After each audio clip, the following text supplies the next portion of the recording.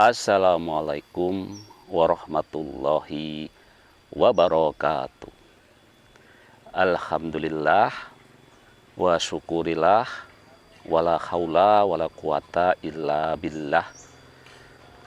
Di podcast sebelumnya kita sudah sampaikan ya dalil-dalil syar'i ya, tentang keutamaan kita berjalan kaki di masjid dibanding kita berkendara di masjid ya.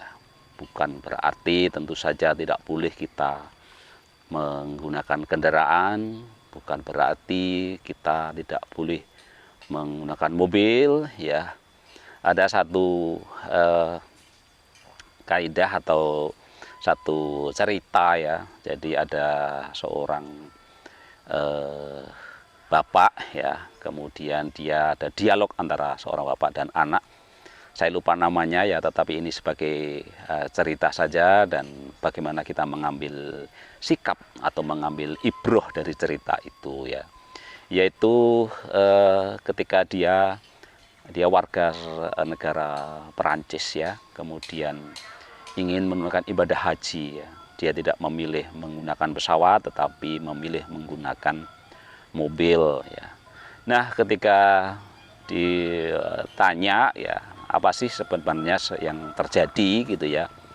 Jadi ternyata memang Islam ini sangat menganjurkan ya. Jadi penggunaan alat transportasi termasuk kaki adalah alat transportasi gitu ya.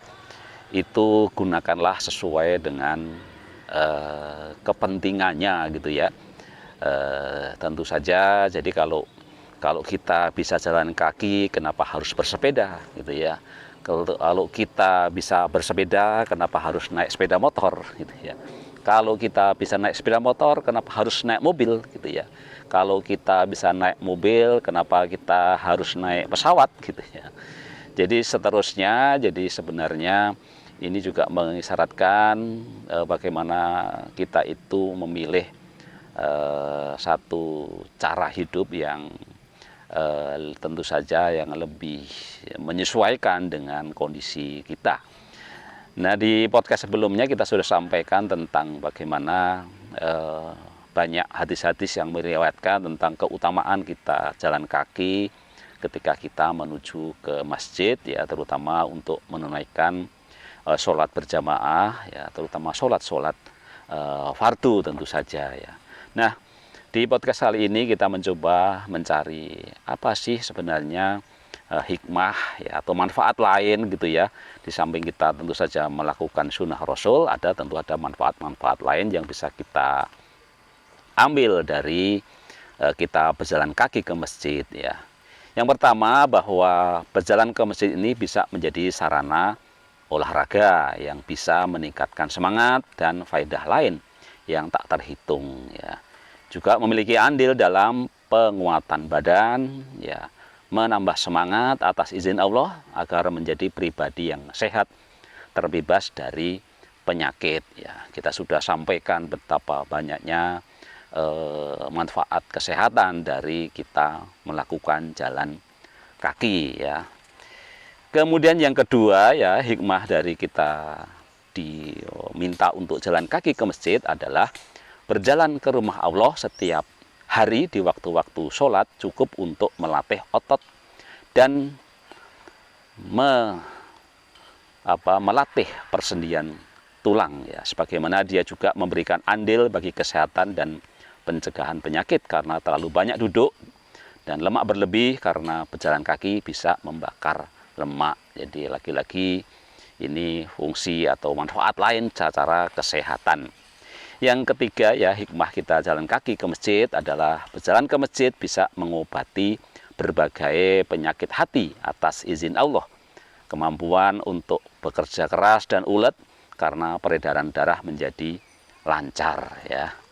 Kemudian yang keempat ya, hikmah dari berjalan kaki ke masjid adalah berjalan ke masjid ini bisa mengobati dan merefresh terlalu capeknya jiwa dan terlalu panjang permasalahan pikiran karena bisa mengembalikan kondisi akal ke kondisi yang lebih prima ya. Banyak teori mengatakan jalan kaki ini bisa merefresh otak kita, merefresh akal kita gitu ya, sehingga kita bisa berpikir menjadi lebih jernih gitu ya.